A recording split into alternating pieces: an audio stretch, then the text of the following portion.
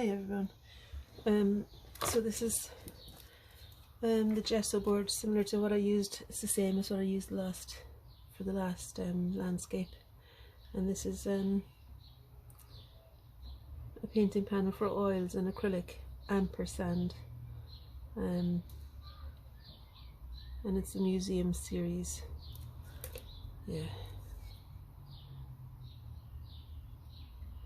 Okay. I don't know what the company is. I think it's Ampersand is the name of the company. Anyway, I wanted to show you this before tearing it off. Like, I wanted to show you how it was like when you buy it. So you take it off like that, and this paper is just supposed to be just sitting there. Yeah. I like this surface. It's nice and it's got a bit of a tooth, but it's fairly smooth, really. So my plan today is to do something that's going to take, I'm planning on maybe doing 4 15-minute videos, so that I can kind of break it down into bits. And what I've chosen is, I enjoyed that so much last time, last Wednesday. I enjoyed it so much doing the small landscape from the photograph. And I think it was significant that the place was meaningful to me. And so I looked up my photos on my iPad and found one from when I was deeply in love with Gladhouse Reservoir. Those years ago when I was really like going every day for a swim there. And I found one of the photos that I took that time, so that's what this is. Okay, I suppose I should really set an alarm to tell me how long. Let's see now. It's 6:20. Well, I'll just do this until maybe 26, until 25 to 7. And I can always start, and then I'm going to do another few after that. Sorry, I'm trying to be a little bit structured. Let's see now. Yeah, so this is roughly to scale. When I hold it up with card, it seems like the image on the iPad is ever so slightly wider somehow, but it might be just my my eye seeing that. Okay, so where I thought I would start is with ultramarine blue. It seems to be the closest colour. Probably could do with mixing it with some of the raw umber, the dark brown. Oh yeah, I forgot I was going to maybe do a background colour too. I might actually do that, will I think I will, because it looks to me like a yellow ochre background would be good here. Underpainting, I mean. So I'll do that, and then that'll be, the first video done maybe, because I'll probably need to let it dry, or else to use a hair dryer on it or something. But I'm not using the bigger one just because I've got blue paint and that now to be a bit of an exercise to wash it all off. My brush is damp, it's not dripping wet, and the paint was it's a damp day, everything is staying very wet, so I probably in hindsight could have dried the brush off even more. I will now.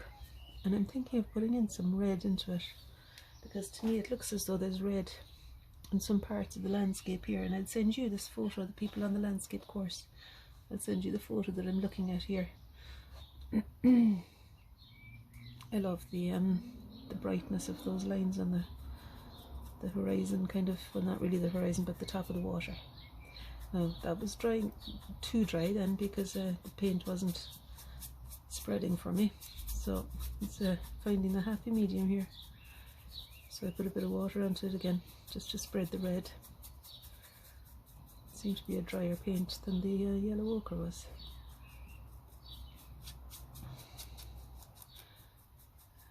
Yeah, so I'm kind of happy enough to have it mixed in, because I feel like some of the fields in the background and the kind of burnt hillside look is it's not burnt, but kind of bronzed colour. There's some sort of copperish or rusty quality to the hillside back there. So I think that it's appropriate to have something warmer than just the yellow ochre in the background. The foreground stones are kind of similar to the back, the underpainting for them. I think being this colour is good as well. And then I'll just need to layer on the blues and the colour for the water and the sky and things fairly thickly so that the warmer underpainting doesn't show through.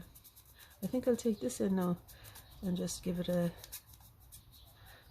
quick dry off under the hairdryer,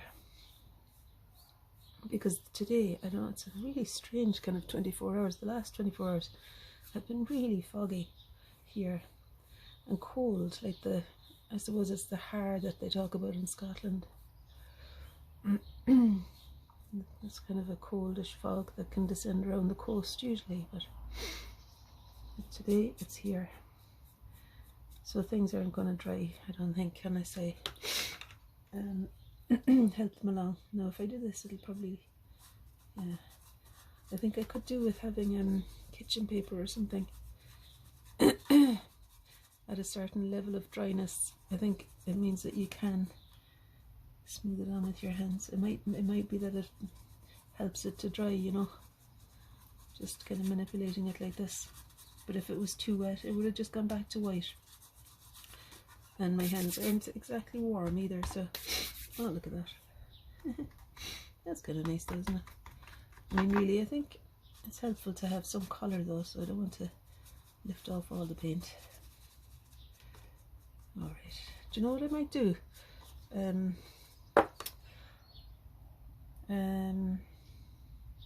I'm going to start mixing up the colours, and if it's still not dry at that stage, then what I can do is put the hairdryer under it.